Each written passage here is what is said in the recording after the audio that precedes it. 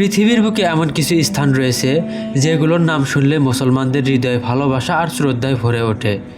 সেই পবিত্র স্থানগুলোর মধ্যে অন্যতম হলো আল মসজিদ আন নববী, যা বিশ্বের দ্বিতীয় পবিত্রতম মসজিদ। এটি অবস্থিত মদিনা নগরীতে, যেখানে প্রিয় নবী হযরত মুহাম্মদ সাল্লাল্লাহু আলাইহি সাল্লাম হিজরতের পর বসবাস করেছিলেন।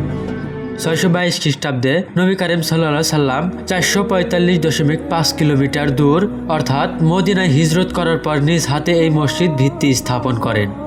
প্রথম দিকে মসজিদটি ছিল খুবই সাধারণ, মাটির দেওয়াল, খেজুর গাছের খুঁটি এবং খেজুর পাতার ছাউনি দিয়ে নির্মিত হয়েছিল এই ঐতিহাসিক স্থাপনা।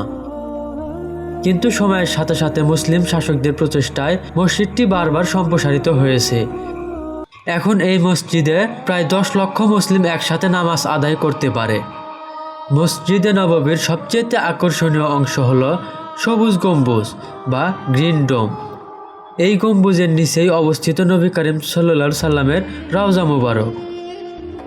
এখানে শয়িত আছেন প্রথম খলিফা আবু বকর রাদিয়াল্লাহু তাআলা আনহু এবং দ্বিতীয় খলিফা ওমর বিন আল খাত্তাব রাদিয়াল্লাহু তাআলা আনহু। বিশ্বের বিভিন্ন প্রান্ত থেকে আগত মুসলিমরা গভীর শ্রদ্ধা ও ভালোবাসা নিয়ে এই পবিত্র স্থানে জিয়ারত করে থাকেন। মসজিদে নববীর আরেকটি বিশেষ স্থান হলো রাউদা। নবী করিম সাল্লাল্লাহু আলাইহি সাল্লাম বলেছেন, তার ঘর এবং মিম্বরের মধ্যবর্তী স্থান জান্নাতের বাগানসমূহের একটি বাগান। এই স্থানে নামাজ আদায় করার জন্য মুসলিমরা দীর্ঘ সময় অপেক্ষা করেন। এখানে ইবাদত করার সৌভাগ্যকে মুসলিমরা জীবনের অন্যতম বড় অর্জন মনে করেন। মসজিদে নববীর বিশাল ছাতা বা আমব্রেলা আধুনিক প্রকৌশলের এক অন্য নিদর্শন।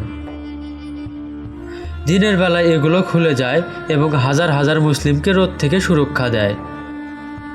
রাতের বেলায় আলোকসজ্জায় পুরো মসজিদ যেন এক অপূর্ব সৌন্দর্যের রাজ্যে পরিণত হয়। সাদা মার্বেলের মেঝে এবং উজ্জ্বল আলো দর্শনার্থীদের হৃদয়ে প্রশান্তি এনে দেয়।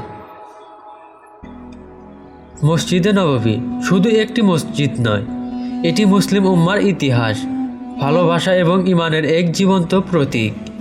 প্রতিদিন লাখো মানুষ এখানে এসে শান্তি খুঁজে পান, আল্লাহর ইবাদত করেন এবং নবী করিম সাল্লাল্লাহু আলাইহি সাল্লামের স্মৃতিকে হৃদয়ে ধারণ করেন। আল্লাহ তাআলা আমাদের সবাইকে পবিত্র মসজিদ জিয়ারত করার তৌফিক দান করুন। আমিন।